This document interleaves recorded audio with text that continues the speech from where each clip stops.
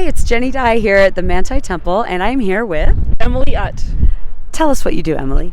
I am the church's architectural historian, so my job is protecting these great historic places like temples and historic meeting houses and the historic sites of the church. That's fascinating, and if I may, when we had our tour earlier, I was just enthralled. I every time you were about to give an answer, I was like, tell me more, tell me more, tell me more. Want to geek out about all the things. What is it that you think is the most special or your favorite part of what has changed and also what has remained the same in this temple?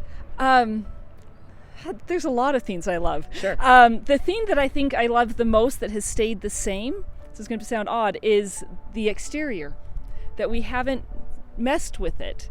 I love that we have made the exterior safer, that we've waterproofed it. It was actually really cool as we were digging that we dug down to the bottom of the footings. Okay. And then waterproofed it. It was really cool to see the original foundation and to be able to touch those stones and just kind of, and a couple spots see the chisel marks even of those original people that had built the temple. It was cool to have that kind of personal connection standing in the bottom of a very deep hole. Sure. Looking up at the building. The other thing I love that stayed the same is everything else. I love that we haven't changed the interior. You walk in and it feels like it did before the renovation, but it also feels like it did in the 1880s, that the murals are here, the spiral staircases are here.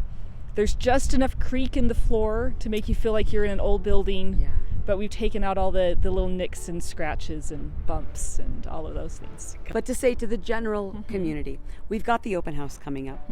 It's not a long run of an open house. It's March 14th through April 5th, right before conference. And Manti is not really a huge city. Why should people make the drive specifically to tour this temple? Yeah. So I'd almost say come back when it's open for ordinances and spend the time doing the work that it's meant to do. I would say come to this temple for the open house to connect with your ancestors a little bit, to connect a little bit with our pioneer story. But the open house is short on purpose because we didn't do very much. So the real invitation is to come back after dedication. Beautiful. And do the work. Excellent. And do you have a personal link to this temple? I don't. My ancestors are from northern Utah. They helped build the Logan Temple. My personal link to this building is the hours I've spent here. Sure. I've been researching this building for more than a decade. If there's any space in here big enough to fit a person, I have been in that space. I think I left a hammer in here once that we haven't found yet. It's in the attic somewhere. If you can find it, return it and you'll get a prize. Yeah.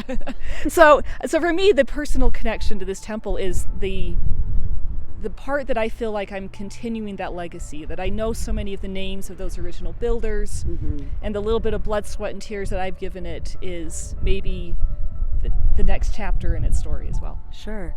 What are a few just of your final thoughts that you want people to know about this temple?